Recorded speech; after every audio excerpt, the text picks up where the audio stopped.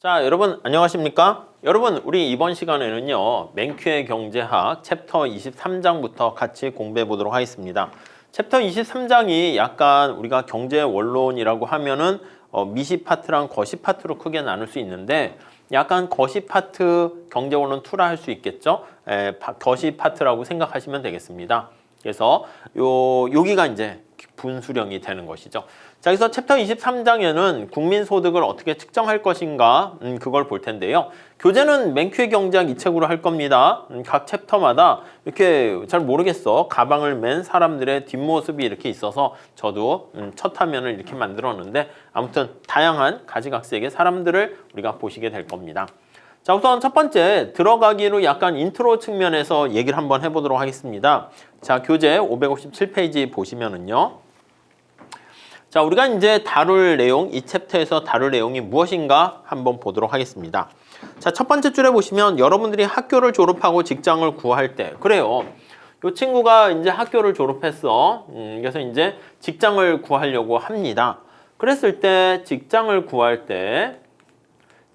구하려고 나서요. 자, 그랬을 때 어떤 직장을 얼마나 잘 구할 것인가가 뭐에 따라서 결정되냐면, 경제 여건에 따라서 네, 그게 이제 다르게 구해진다라는 걸 알 수 있습니다.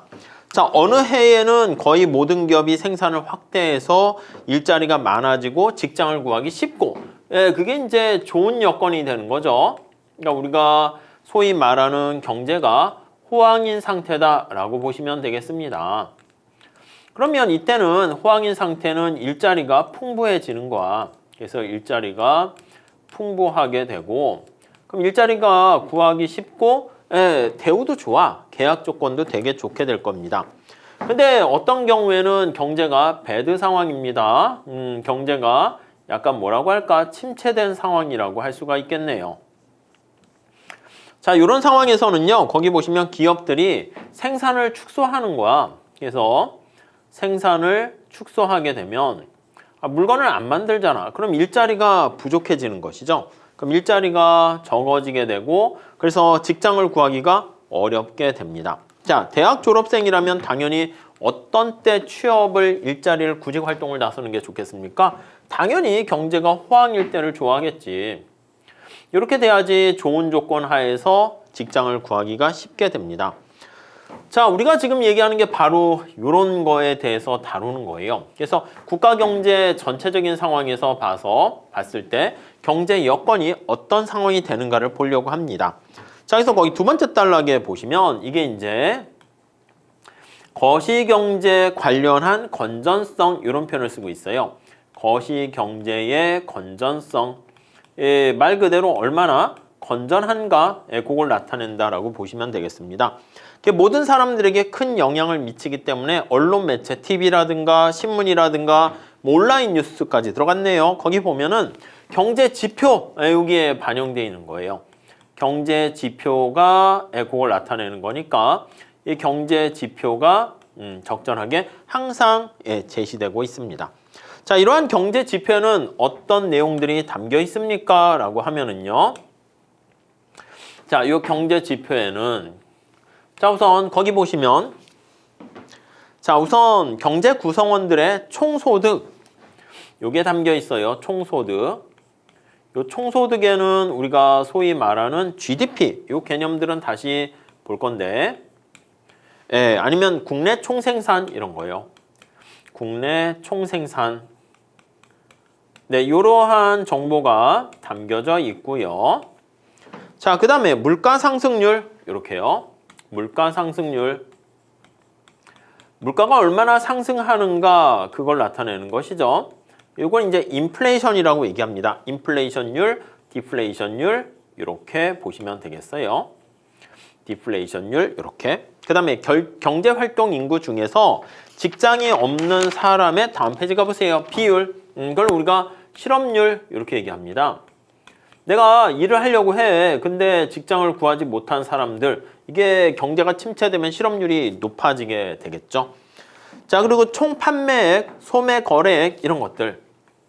그래서 얼마나 판매가 됐는가, 총 판매액, 네, 이것뿐만 아니라 이제 다른 나라와의 이제 어떤 교육을 하게 되죠. 그래서 다른 나라와의 무역 수지 불균형, 무역 수지 적자 이렇게요. 그래서 무역 수지 적자, 네, 이런 거에 대해서 우리가 다루게 됩니다. 자, 근데 이러한 지표는요, 거기 개별이 아닙니다. 그래서 이러한 경제 지표들은 전부 다 개별이 아닙니다. 아니고, 거기 보시면 경제 전체라는 말을 잘 체크해 두세요. 토탈입니다. 애그리게이트에서 집계 변수라고 얘기할 겁니다. 요거에 대해서 다루게 됩니다.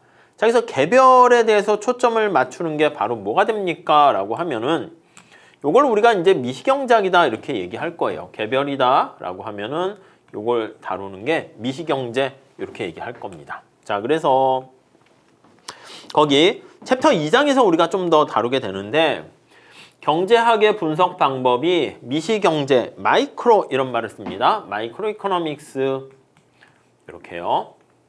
그래서 이제 앞에 챕터 2장을 공부하셨으면 거기 이제 숲 전체를 보게 되는 게 거시경제고요.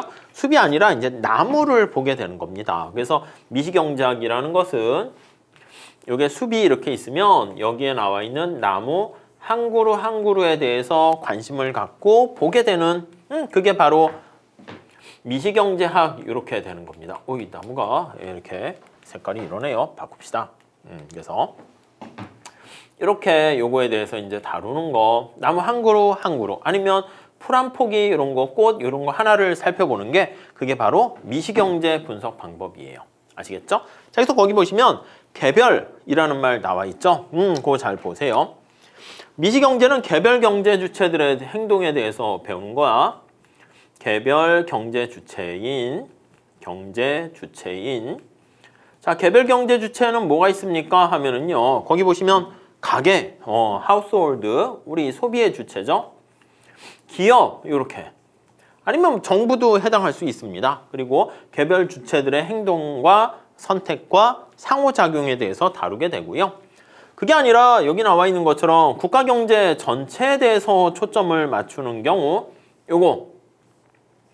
이거는 이제 뭐라 그럽니까 하면 이거를 거시경제다 이렇게 얘기를 할 겁니다. 이렇게 전체적인 시각에서 보는 것을 거시경제, 매크로 클 것자를 쓰는 거야. 매크로 이코노믹스 이렇게 얘기합니다. 그래서 이 거시경제라는 것은 여기 나오는 숲 전체를 놓고 살펴보는 게 망원경을 가지고 살펴보는 거야. 그러니까 약간 미시는 현미경을 가지고 나무를 하나하나씩 보는 거면 거시는 전체적으로. 그래서 거기 보시면 전체라는 말을 다시 얘기하고 있어요. 거시는 국가 경제 전체에 초점을 맞춰요. 그래서 망원경을 가지고 그래서 숲 전체를 살펴본다라고 보시면 되겠습니다. 이해 가시겠죠? 자, 거시경제 관심사는 뭐가 있습니까? 자, 거기 나와 있는 몇 가지 예를 통해서 한번 볼게요. 대표적인 거시경제 토픽들은요. 자, 왜 어떤 나라의 소득 수준은 높고 어떤 나라의 소득 수준은 낮은가? 그래서 소득 수준에 대해서 관심을 갖게 돼요. 이 소득 수준이 높게 되면 좀 더 생활 수준이 높잖아요. 높은 이유. 소득 수준의 차이가 나는 이유. 이렇게 볼까요? 소득 수준의 차이가 나는 이유. 네, 요게 이제 하나의 관심사고요. 경제 성장과 관련해서 되죠. 그리고 어떤 시기에는 물가가 오르고 또 어떤 다른 시기에는 물가가 안정적인가? 왜 어떤 해는 생산과 고용이 확대되고 어떤 해는 축소되는가?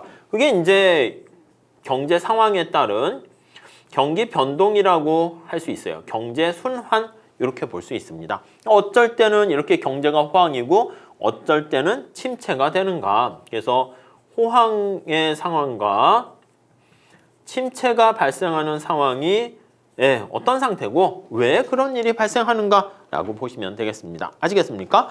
자, 그다음 정부에 초점 맞추시고 이렇게 경기 변동이 발생하게 되면 정부가 간섭을 해서 개입을 해야 돼? 말아야 돼? 이 정부의 역할에 대해서도 관심을 갖게 됩니다.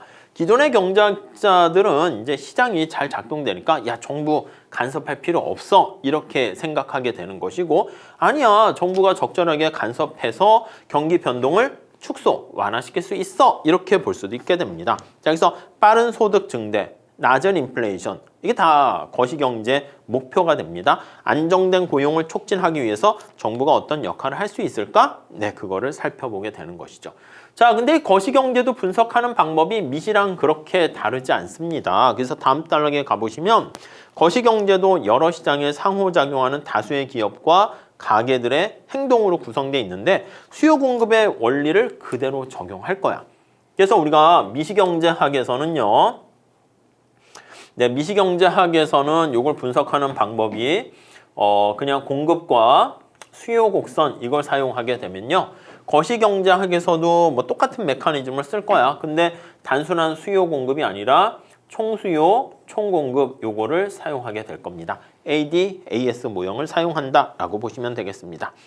자, 마지막 단락에선 이 챕터에서 우리가 살펴볼 거는 바로 뭡니까? 라고 하면 거시경제와 관련한 가장 기본이 되는 데이터 중에 하나가 국내 총생산입니다. 한 국가가 생산하는 전체 총생산, GDP라 할 수 있는데 이게 생활 수준, 사람들의 후생을 나타내거든요.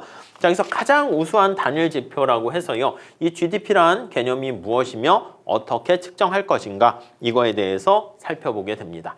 자, 그래서 이걸 살펴보기 전 단계로 다음 챕터에서 다음 절에서는요. 경제 전체의 어떤 소득과 지출, 그 흐름에 대해서 살펴보도록 하겠습니다. 자, 여기서 먼저 들어가기 이 챕터에서 다루고자 하는 것은 거시경제 탑픽이라고 생각하시면 되겠고 가장 기본이 되는 여기 나와 있는 국민 총소득에 해당하는 GDP 개념에 대해서 앞으로 다루게 될 것이다. 이렇게 정리하시면 되겠습니다. 자, 이렇게 하시고 다음 시간에 다음 절 1절에 해당하는 경제 전체의 어떤 소득과 지출에 대해서 같이 살펴보도록 하겠습니다. 자, 다음 시간에 이어서 하도록 하겠습니다. 감사합니다.